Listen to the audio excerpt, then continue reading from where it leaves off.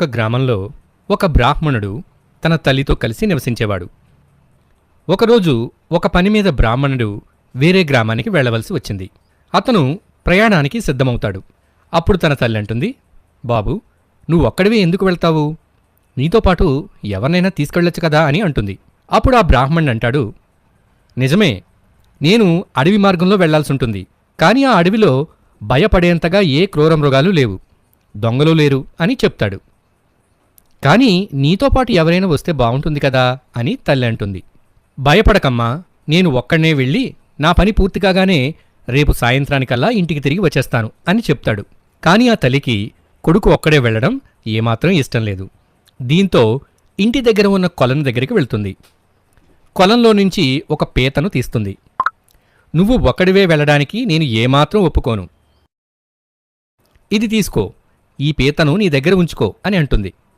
తన తల్లిని సంతోషపెట్టేందుకు ఆ పీతను తీసుకుంటాడు. దాన్ని తన సంచిలో వేసుకుంటాడు. ఆ తరువాత తన సంచి తీసుకుని తన ప్రయాణాన్ని ప్రారంభిస్తాడు. అది మండు వేసవికాలం. ఆ బ్రాహ్మణుడు ఆ ఎండను తట్టుకోలేకపోతాడు. అప్పుడతను ఒక పెద్ద చెట్టుని చూస్తాడు. ఈ చెట్టు కింద కాసేపు విశ్రాంతి తీసుకుందామని అనుకుంటాడు. బ్రాహ్మణుడు తన ఆహారాన్ని తిని విశ్రాంతి తీసుకుంటాడు.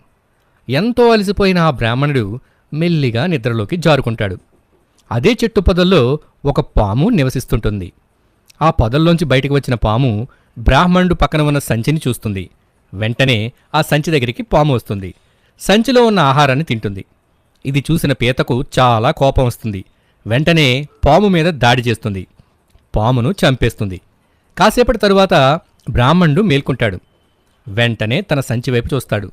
అక్కడ తన సంచి దగ్గర పాము చనిపోయి ఉండడం గమనిస్తాడు. ఈ పీతే పాము బారి నుంచి తన ప్రాణాలను కాపాడిందని గ్రహిస్తాడు. తాను హృదయపూర్వకంగా పీతకు కృతజ్ఞతలు తెలుపుతాడు.